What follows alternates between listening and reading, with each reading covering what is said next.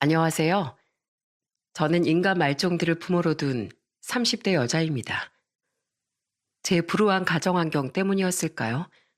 어렸을 때부터 전 콩 심은 데 콩 나고 팥 심은 데 팥 난다는 옛말을 가장 싫어한답니다. 그 말은 꼭 내가 아무리 반듯하게 잘 살려고 노력해도 결국 부모를 닮게 될 거라는 저주와도 같이 느껴졌거든요. 도대체 무슨 사연이 있길래 이렇게까지 제 부모를 미워하냐고요? 지금까지 제가 겪은 끔찍한 일들에 대해 들려드릴게요. 제 삶이 처음부터 지옥 같기만 했던 건 아니었어요. 오히려 어렸을 때 전 무척이나 행복한 가정이었습니다.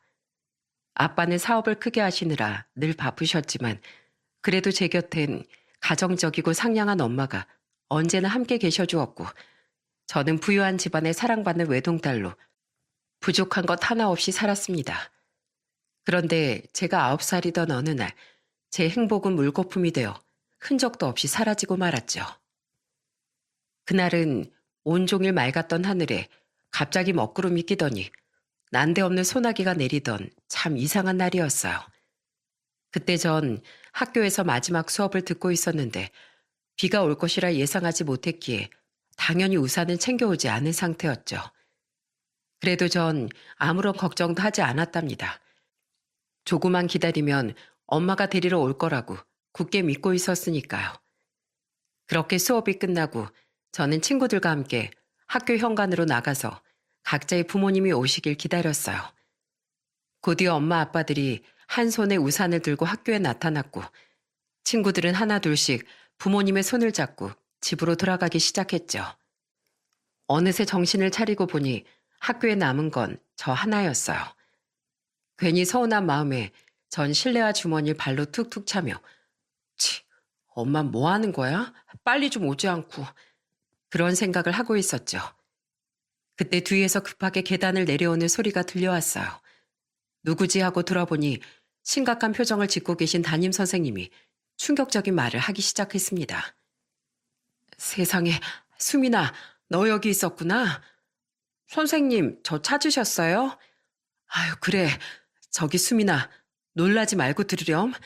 네 어머니께서 지금 병원에 계시대. 네? 왜요? 우리 엄마 어디 아파요? 일단 선생님이 차 가지고 올 테니까 얼른 엄마한테 가보자. 그 길로 전 선생님의 차를 타고 엄마가 계시다는 병원으로 향했습니다.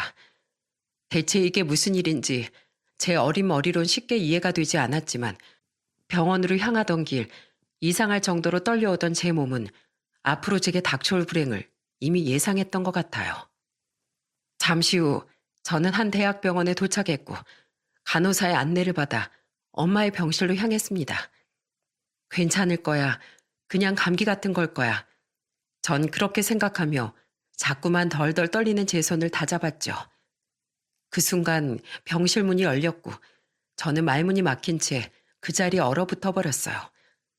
엄만 병실에 누워 있었고 먼저 병원에 와 계시던 외할머니는 절 발견하시곤 눈물을 흘리고 계셨습니다. 수민아, 어떻게 하니?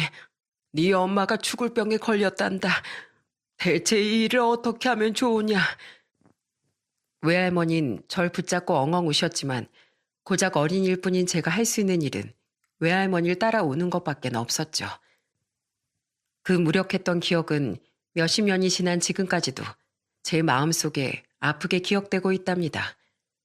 엄마의 병명은 급성 심부전증이었어요.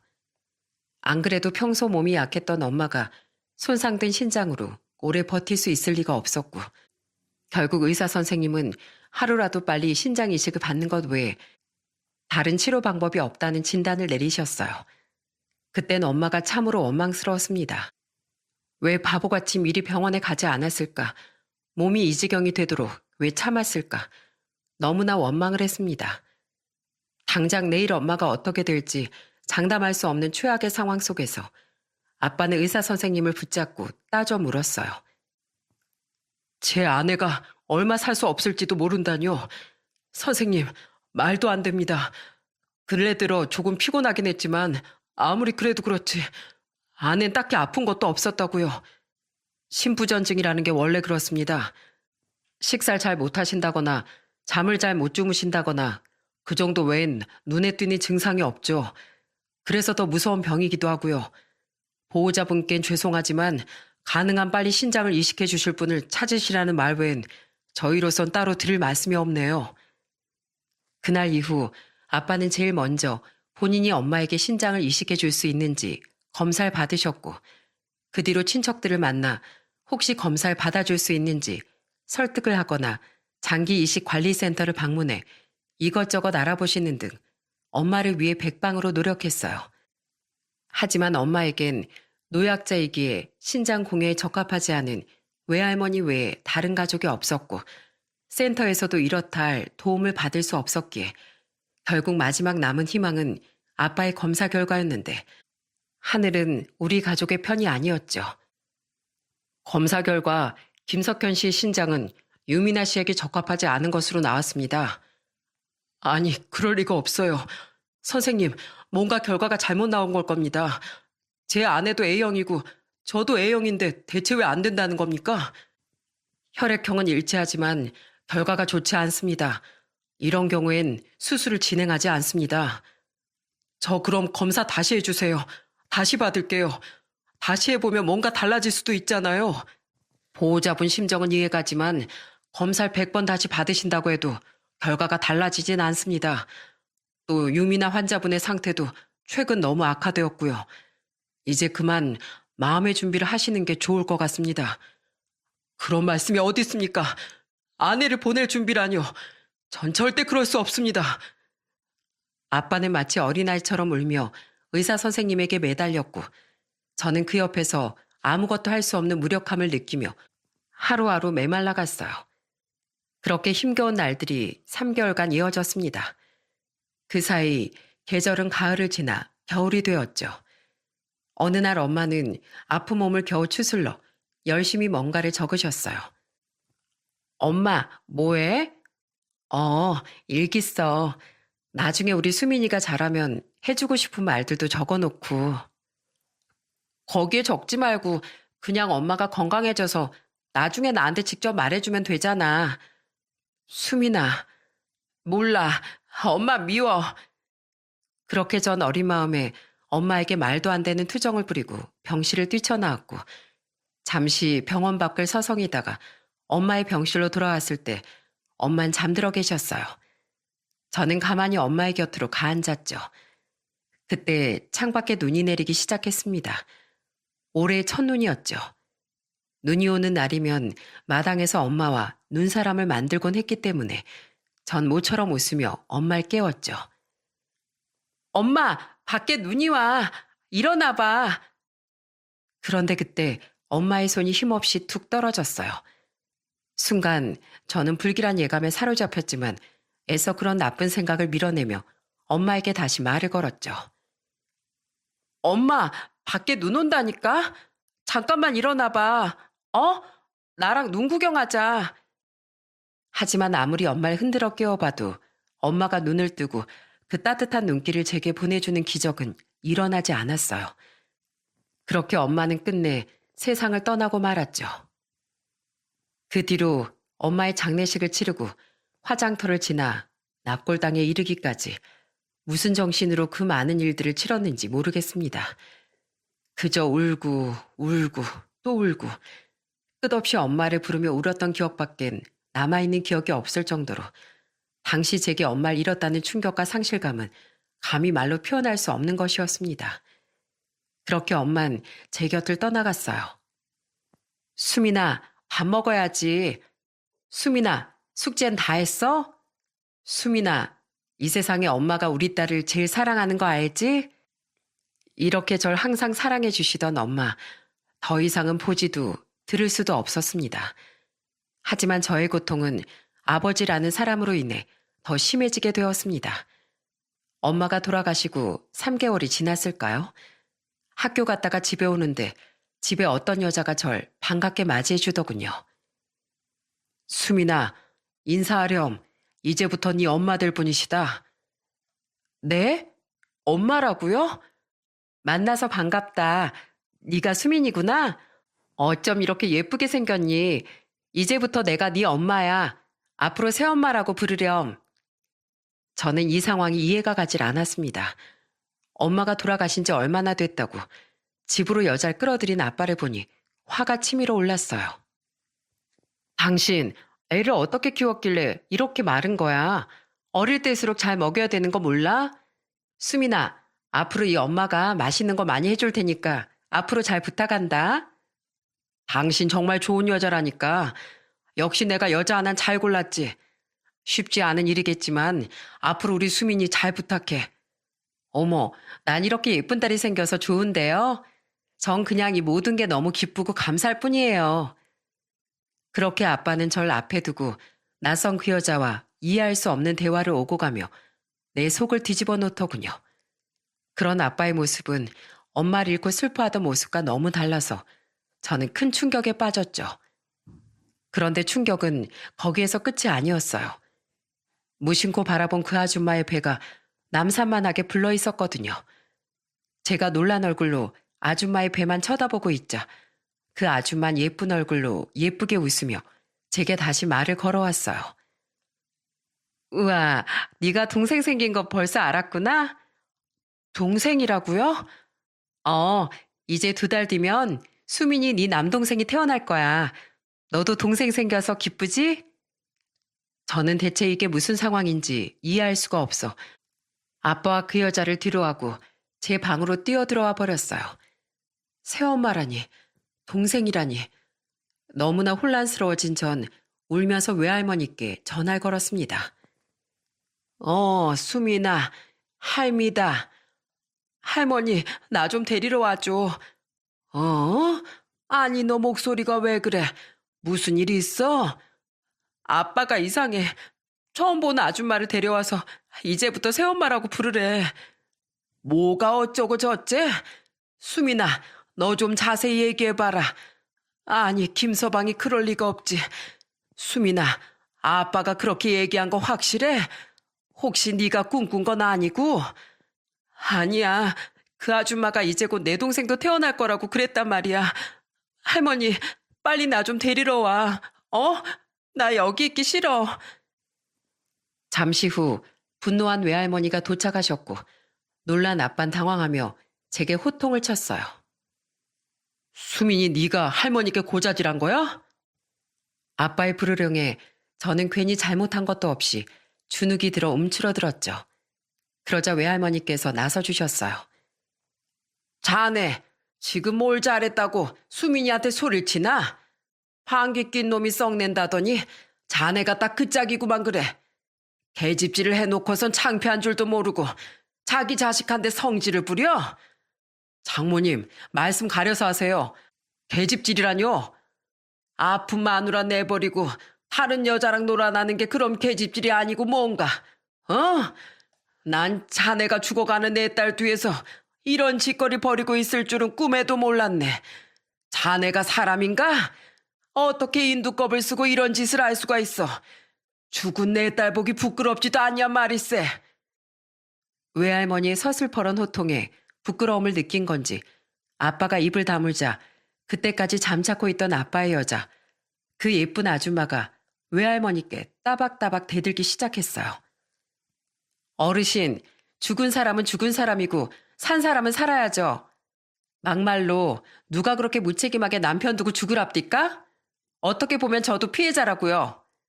뭐? 이게 뚫린 입이라고 아주 못하는 말이 없구만. 아니 그러게 우리 바람 피는 걸 알았으면서 곱게 이혼해 줄 것이지. 왜 이혼 안 해준다고 버티다가 죽냔 말이에요. 괜히 죄인이 된 것 같은 기분이잖아요.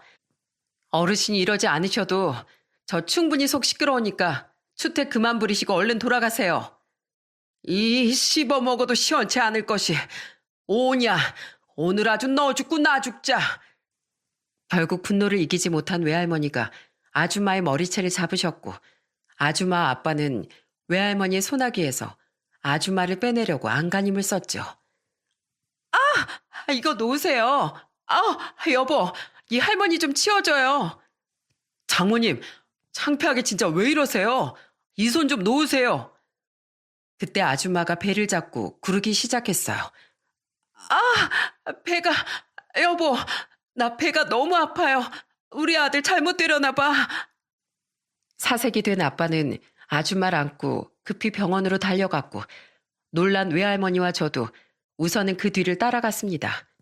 이유가 어찌됐든 외할머니로 일이 벌어진 일이었으니까요. 외할머니도 그 순간은 많이 놀라신 걸로 보였습니다.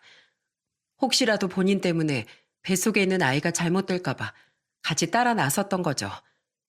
병원으로 향하는 차 안에서 아빠는 무시무시한 얼굴로 외할머니께 으름장을 놓았죠. 만약 우리 아들 잘못되면 저 가만히 있지 않을 겁니다. 장모님 보시기에 제가 죄인인지 모르겠지만 수미 너만 이미 죽었고 전 이제 이 여자 없이 못 삽니다. 정 저희 꼴이 보기 싫으시거든 앞으로 왕래하지 말고 지내는 수밖에요. 대신 장모님께서도 수민이 못 보시는 겁니다. 아빠의 말에 외할머님 분한 듯 제 손을 꼭 잡으셨어요. 하지만 무어라 더 말을 보태진 않으셨죠. 자칫 잘못하다간 하나 남은 손녀마저 못 보게 될 거라는 걱정에 그러셨던 거겠죠. 잠시 후 병원에 도착한 아줌만 다행히 안정을 찾았고 아빤 당연한 듯 아줌마의 옆을 지켰죠. 그 옆을 멍하니 서성이는 저는 보이지도 않는 듯 했어요. 외할머니는 제 손을 잡고 조용히 병실을 빠져나와 이렇게 당부하셨어요. 수민아, 할민 이제 가마. 할머니, 나도 데리고 가면 안 돼? 아빠 이상해.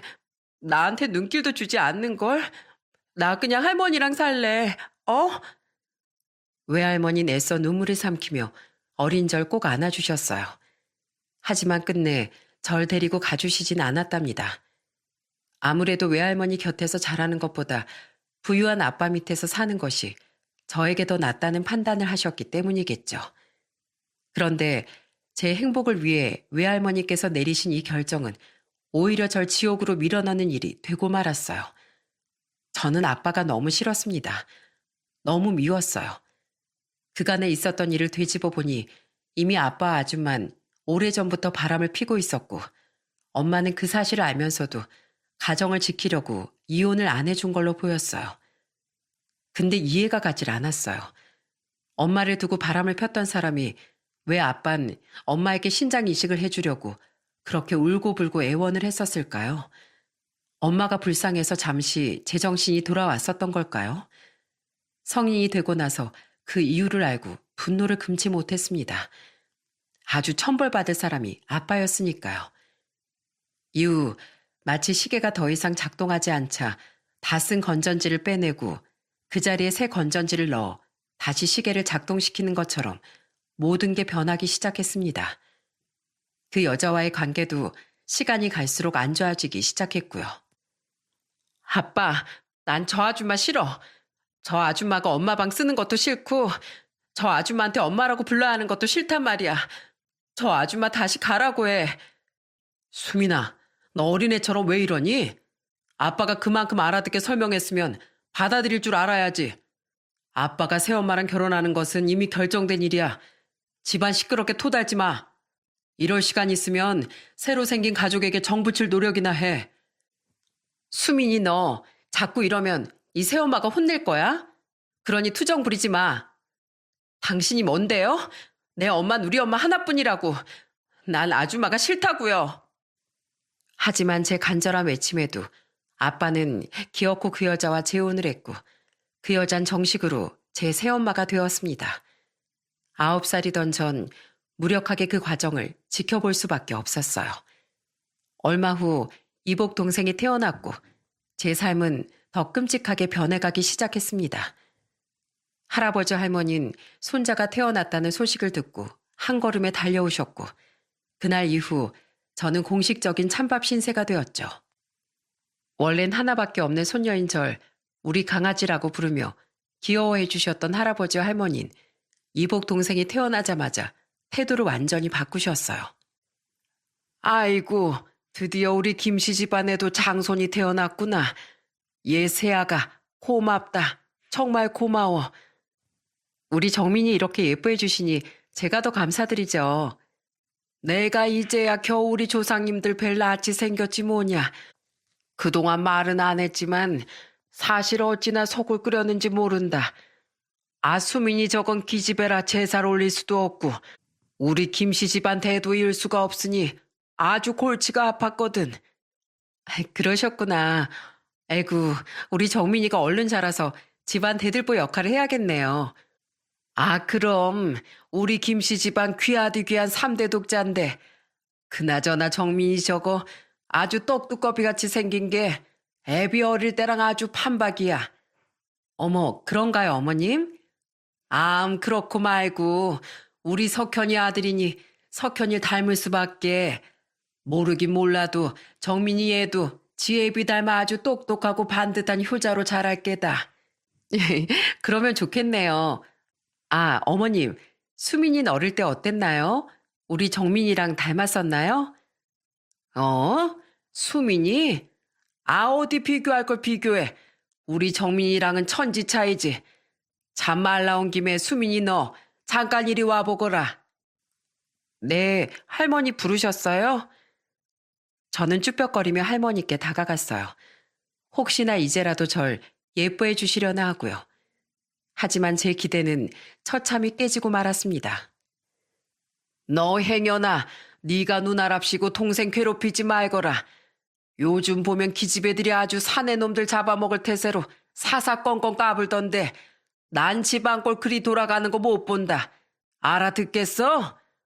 할머니, 만약에 네 동생 괴롭히면 홍군형 내줄 거요. 오구오구 우리 강아지. 혹시 누나가 괴롭히거든 이 할미한테 다 일러. 이 할미가 누나 홍군형 내줄 테니. 어머, 어머님, 정민이 이제 겨우 1살인데 어떻게 말을 해요. 누나가 괴롭혀도 그저 울고 말겠죠. 그런가? 그럼 애미 네가 수민이 저거 잘 감시하거라. 혹시나 못된 마음 먹고 정민이 괴롭히지 않는지. 아니다. 그냥 우리 정민이 옆에 얼씬도 말거라. 얼른 네 방으로 들어가.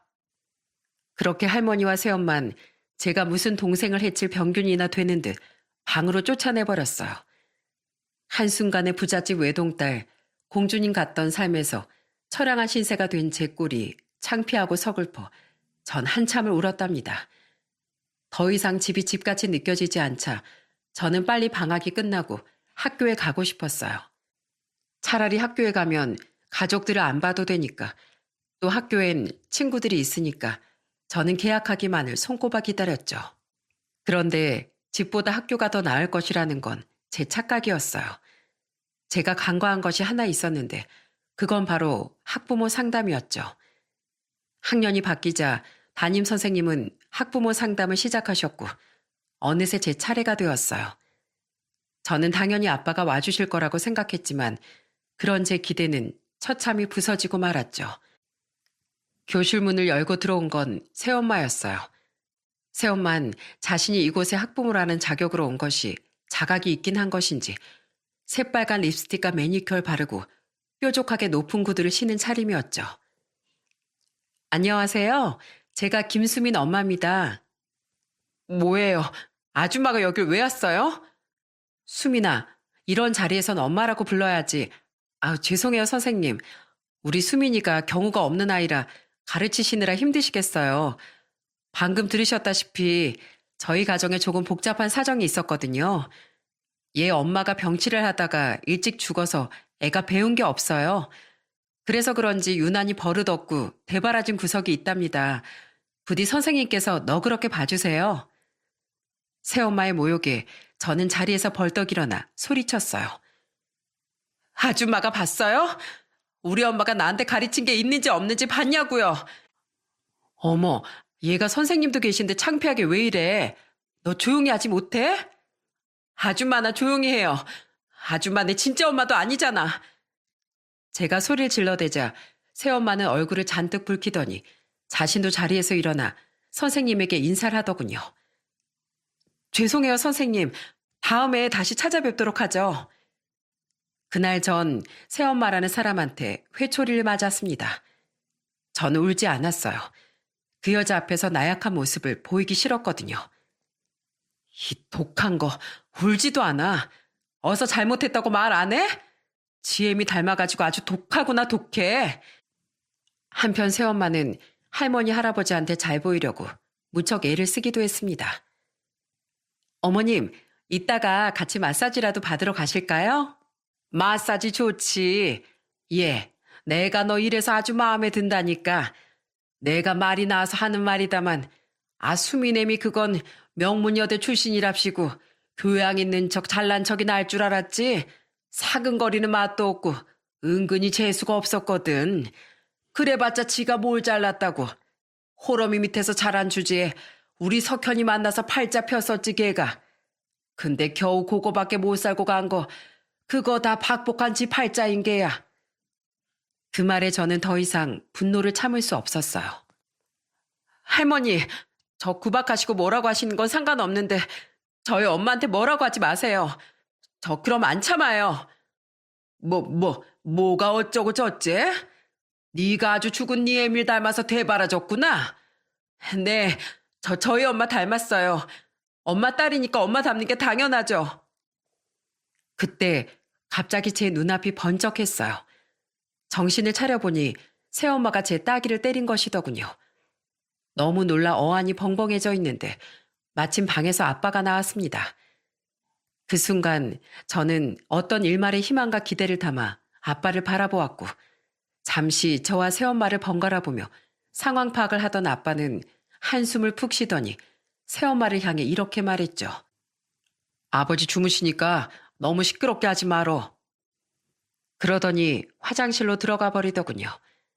잠시 정적이 흘렀고 그 누구도 입을 열지 않는 가운데 저는 실성한 사람처럼 웃기 시작했어요. 아빠가 도와줄 거라 잠시나마 기대했던 나 자신도 웃기고 단체로 정신 나간 것 같은 우리 가족도 웃기고 그저 모든 것이 한심하고 웃겼기 때문이었죠. 그렇게 한참을 웃다가 저는 집 밖으로 나와버렸어요. 그렇게 정처 없이 걷는데 문득 어릴 때 엄마와 자주 오던 놀이터가 보였습니다. 엄마가 밀어주던 그네에 이젠 홀로 앉아 늦은 밤이 되도록 저는 생각에 생각을 거듭했답니다. 내가 없었으면 하는 가족들과 특히 그것을 방관하는 아빠라는 이 답없는 상황에서 난 어떻게 하면 좋을까? 그러다가 문득 엄마의 일기장에 생각이 닿았어요. 그때 분명 엄마가 나한테 남긴 말이 있다고 했는데 저는 즉시 자리에서 일어나 방으로 달려갔죠. 무슨 정신으로 일기장을 찾고 또 그 많은 글들을 읽어내려갔는지 모르겠어요. 하지만 분명한 건 그 안엔 엄마가 제게 남긴 사랑과 믿음이 가득했다는 것이었습니다. 엄마가 마지막으로 남긴 글엔 이렇게 적혀 있더라고요. 수민아, 20대 때 엄만 꿈이 참 많은 사람이었어. 하고 싶은 공부도 많고 가보고 싶은 것도 참 많았단다. 그런데 네 아빠를 만나고 널 가지게 되면서 지금의 엄마가 되었지. 물론 예쁜 우리 수민이 엄마가 되었다는 걸 후회하진 않아. 하지만 똑똑하고 사랑스러운 우리 딸은 하고 싶은 거 다 하면서 살길 바란단다. 비록 엄마가 네 곁에 있어줄 순 없겠지만 하늘에서 언제나 널 지켜볼게. 사랑한다 우리 딸. 엄마가 죽음을 직감하고 남긴 글엔 제 미래를 응원하는 따뜻한 마음이 담겨 있었어요. 그리고 전 엄마의 그 마음에 보답하기로 결심했답니다. 지금은 비록 아프고 힘들지만 엄마를 생각하면 절대 좌절할 수 없었어요. 저는 제가 행복하게 지내는 모습을 꼭 하늘에 계신 엄마에게 보여줄 거라 다짐했죠.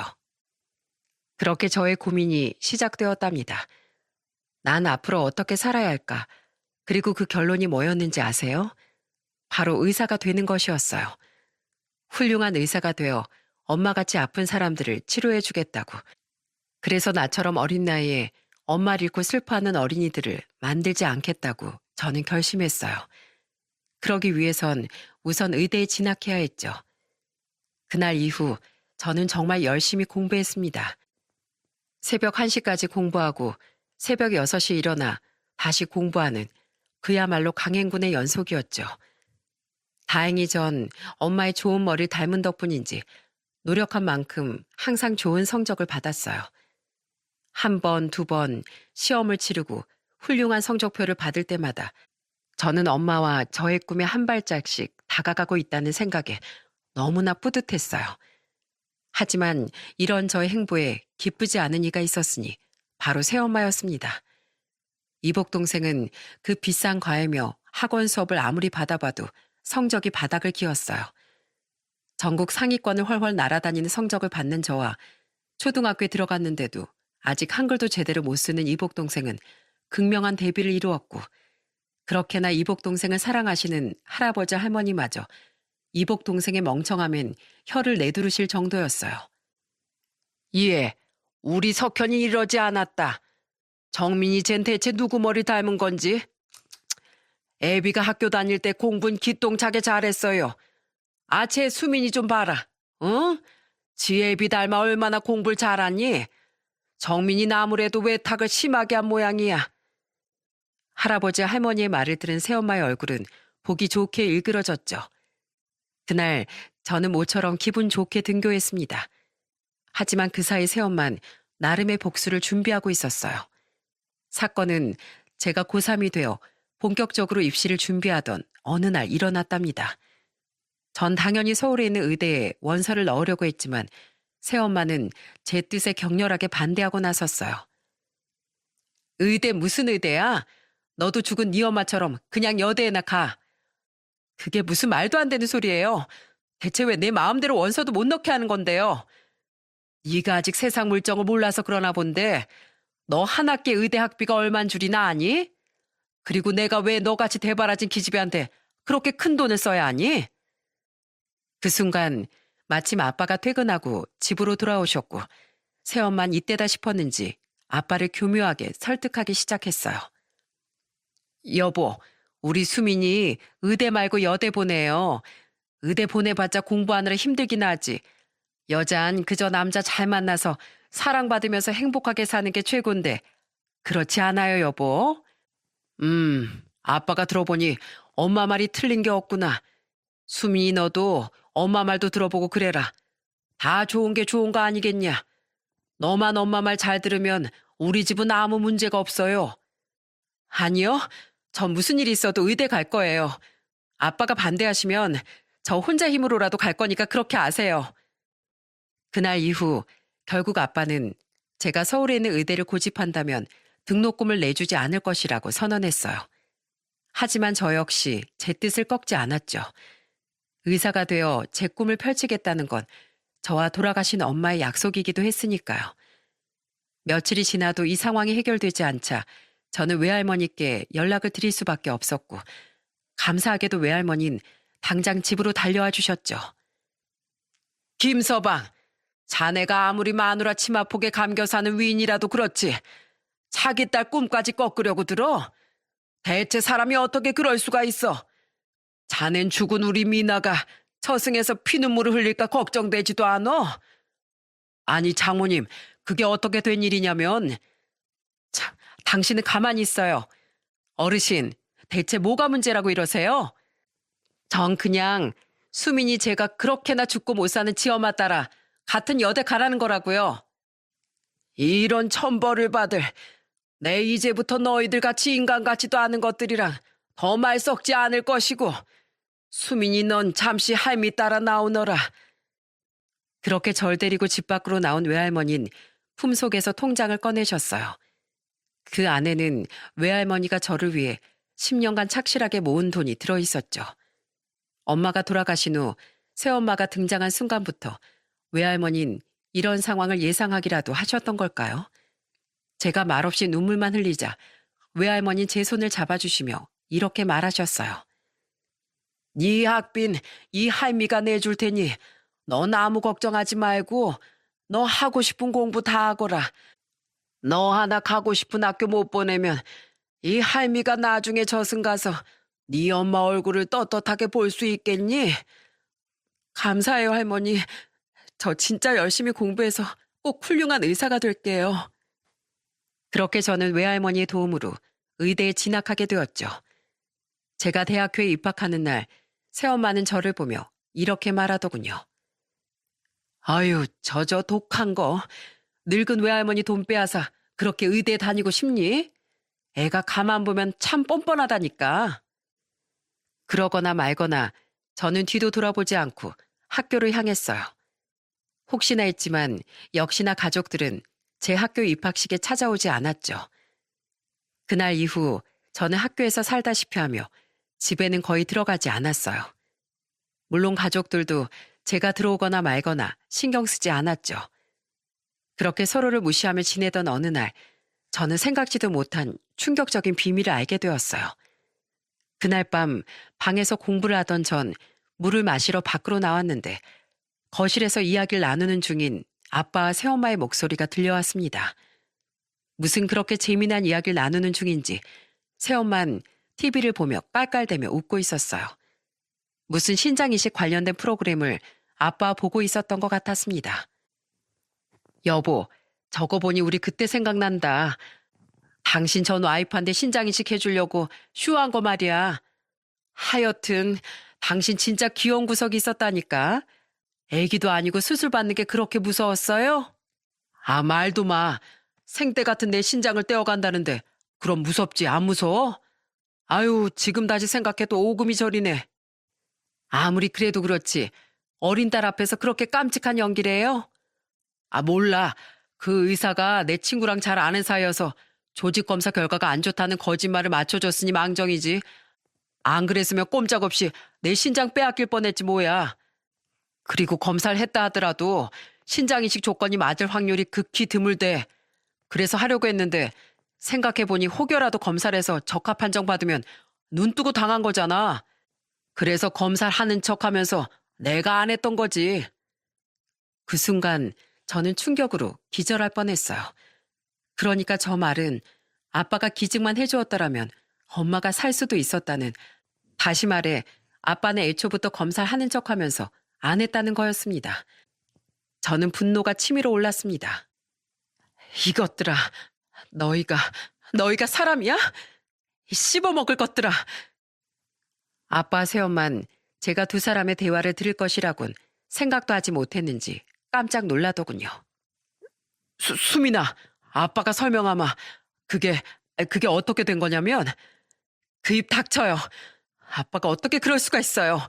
신장 이식 조건이 안 되더라도 검사 받아볼 수 있었잖아요. 저 여자 때문이었어요? 저 여자한테 미쳐서 이성을 상실했냐고요. 분노에 찬 제 목소리에 아빠 새엄만 눈을 동그랗게 뜨고 절 바라보더군요. 하지만 그것도 잠시였습니다. 고작 이 정도의 수치심을 느낄 인성이라면 이런 천인공나의 죄를 짓지도 않았을 테니까요. 새엄마는 저를 비웃기 시작했습니다. 얘 수민아, 너도 참 진짜 유난이다. 아니, 대체 네 엄마가 죽은 게 몇 년 전 일이야? 진짜 사람 피곤하게 이럴래? 그 입 못 다물어요? 어허, 어디 새엄마한테. 김수민 너 말버릇이 그게 뭐냐? 아빠가 지금 저한테 말버릇을 가르치세요? 어린 딸 앞에서 의사랑 짜고 새빨간 거짓말 하셨던 분이? 적합 판정 받을까봐 검사하는 척 쇼하셨던 분이? 그거야. 아니 막말로 네 엄마가 나한테 신장 맡겨놨냐?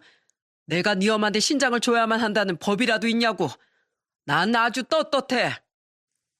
뻔뻔한 아빠와 역겨운 새엄마를 보며 저는 더 이상 이 집에 살 수 없다고 생각했고 그 길로 짐을 챙겨 외할머니 집으로 향했습니다. 한밤중에 찾아온 저를 보며 외할머니 깜짝 놀라서 무슨 일이 있었냐고 물었지만 저는 차마 외할머니께 아빠의 거짓말로 인해 엄마가 돌아가셨다는 말을 할 수 없었죠. 그건 외할머니 가슴에 2번 상처를 내는 일일 테니까요. 끝내 입을 다무는 저를 보며 외할머니도 더는 묻지 않으셨고 그렇게 전 외할머니와 둘이 살아가기 시작했습니다. 할머니, 제가 좀 더 할머니한테 빨리 올 걸 그랬어. 이렇게나 편하고 좋은데. 미안하다 내 새끼. 할머니는 일도 해야 되고 네 학비라도 벌려고 그랬지. 할미랑 같이 있으면 이 헬미가 못 챙겨주잖아. 그리고 네가 아빠랑 살아야 돈 걱정 안 하고 살 것 아니냐. 할머니, 이제 제가 할머니 옆에 있어 드릴게요. 저도 어른이에요. 더 이상 저 때문에 고생하지 마시고 건강하게 오래오래 사셔야 돼요. 약속해요. 아이고 내 새끼. 이제 다 컸구나. 다 컸어.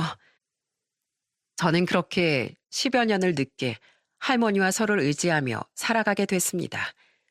꼴도 보기 싫은 가족들을 더 이상 안 봐도 되니 제 일이 술술 풀리기 시작하더라고요. 그 과정에서 할머니 응원 덕분에 의사 국가시험에 당당히 합격을 했고 그토록 원하던 의사가 될 수 있었죠. 할머니는 제가 의사 시험에 합격한 그날 저를 부둥켜 안고 울기 시작하셨습니다. 에휴, 니네 엄마가 살아있었으면 얼마나 뿌듯할까, 얼마나 기뻐할까, 얼마나 자랑스러워할까. 아마 네 엄마도 하늘에서 울고 있을 거야. 고맙다 고마워. 이 헬미 더 이상 소원이 없구나. 할머니. 그날 밤 우리는 서로 울기도 하고 콧노래를 부르며 기쁨을 만끽했습니다. 그 이후 전 병원에서 근무를 하며 환자를 치료하기 시작했어요. 정식으로 의사가 되기 위한 과정들을 거칠 때 잠도 제대로 자지 못하고 물론 힘든 시간도 많았지만 전 저만 바라보는 할머니 덕분에 이겨낼 수 있었어요. 그렇게 시간이 지나고 어느 날 갑자기 아빠에게 전화가 왔어요. 중간에 간간히 연락은 오긴 했지만 전 무시라고 받지 않았거든요. 하지만 그날은 연달아서 계속 울려대는 전화에 저는 결국 전화를 받았죠. 그런데 전화기 너머에서 들려오는 목소린 아빠가 아닌 할머니였어요.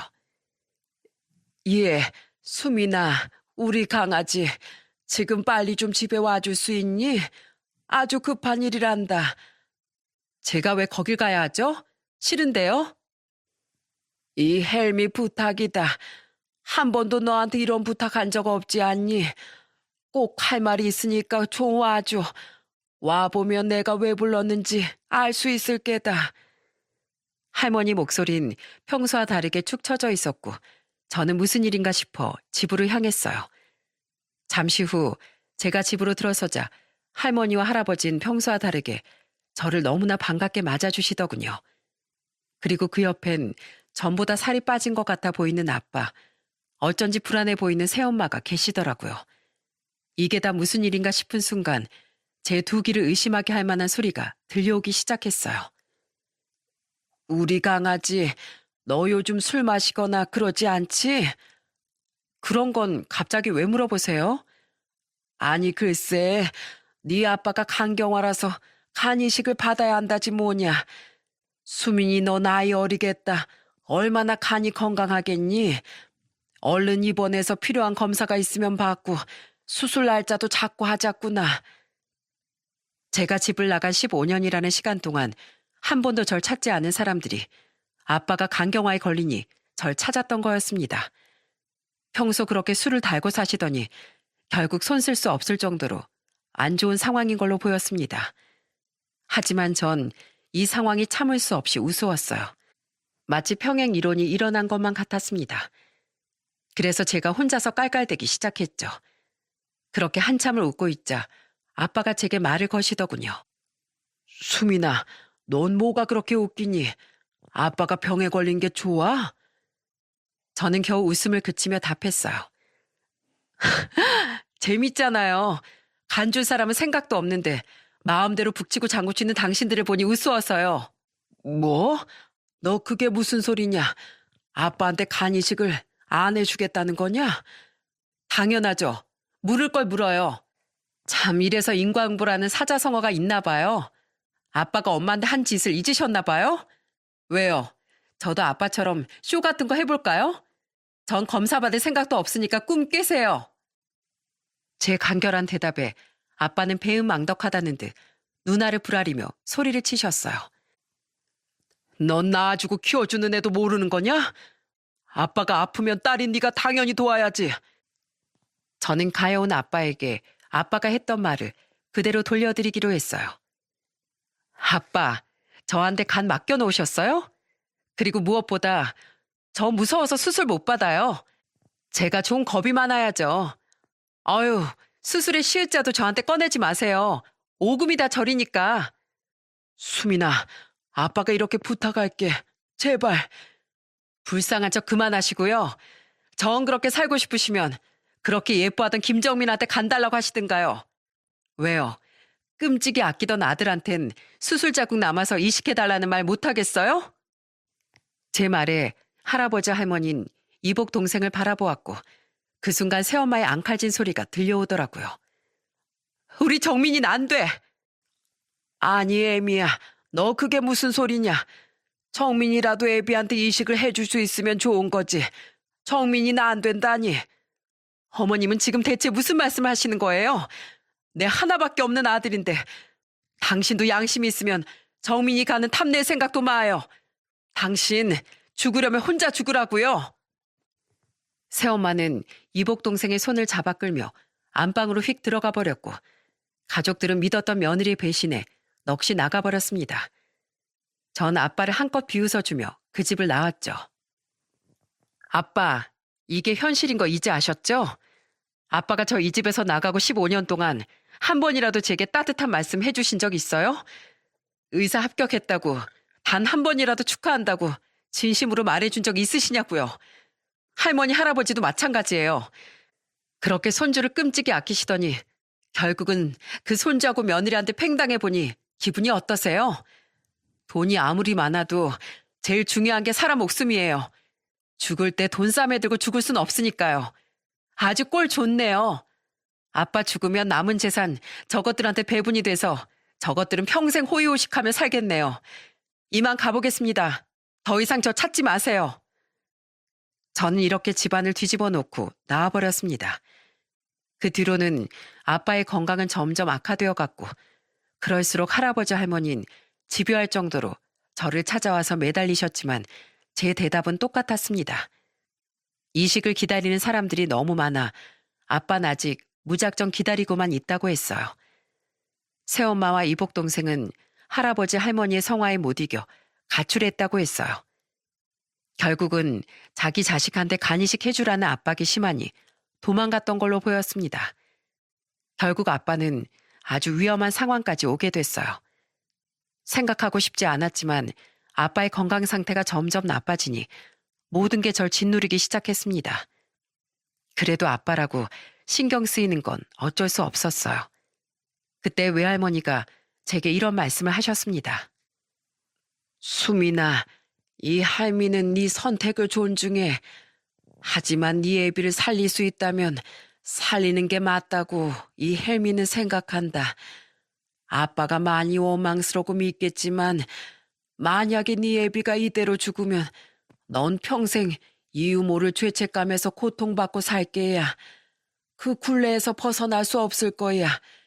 그게 부모와 자식의 관계란다. 나도 네 애비가 밉다.